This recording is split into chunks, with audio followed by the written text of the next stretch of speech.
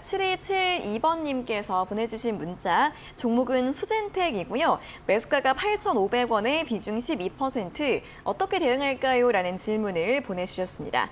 자, 수젠텍 같은 경우에는 이제 진단키트 관련주로 많이 알고 계시는 종목이죠. 그렇기 때문에 또 코로나 당시에 굉장히 많이 움직였던 종목이고 계속해서 좀 하락 추세가 나오고 있는 그런 종목입니다.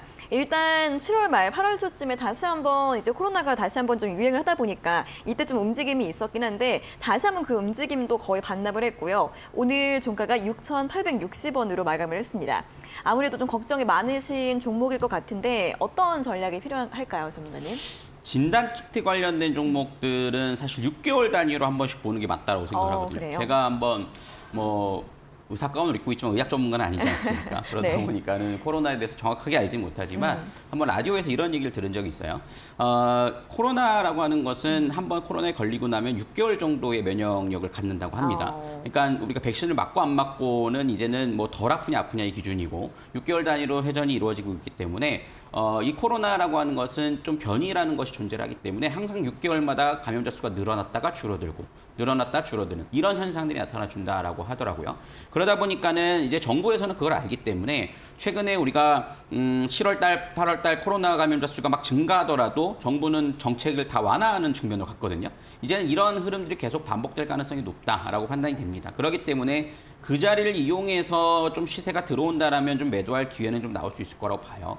하지만 저는 코로나 진단 키트 관련돼서 움직이는 모멘텀이 있는 종목들은 지금은 조금 조심해야 될 때가 아닐까 싶습니다. 그래서 지금 현재 구간에서 좀 손실 구간이시다 보니까 당장 정리하기는 쉽지 않으실 거예요. 하지만 전저점을 이탈한다. 그 자리에선 당연히 좀 매도를 하고 나오시는 게 맞다라고 판단이 되고 만약에 전저점이 이탈하지 않고 등락을 좀 보인다라면 다시 한번 좀 8,500원짜리는 시도는 할 겁니다. 그러니까 그 자리를 이용해서 좀 대응을 하셔야 된다라고 판단이 됩니다. 그러기 위해서는 지금이 이제 8월 달에서 7월 달에 감염자 수 증가했으니까 이제 겨울쯤이 될 겁니다. 연초나 연말쯤 네. 이쯤에서 좀 한번 진단키트 관련된 종목들은 좀 순환매가 나올 가능성이 있다라고 좀 생각을 해두시고 살펴보셔야 되겠고 하지만 전저점이 이탈됐을 때는 그것도 사실 전략적인 손실이 확대되는 경우니까 좀 매도를 하시고 좀 교체가 맞지 않을까. 왜냐하면 사실 실적만으로 볼 때는 진단키트 관련된 종목들이 과거의 실적을 되살리기가 쉽지가 않습니다. 그쵸. 왜냐하면 이제는 우리가 그렇게 사진 않지 않습니까? 그렇기 때문에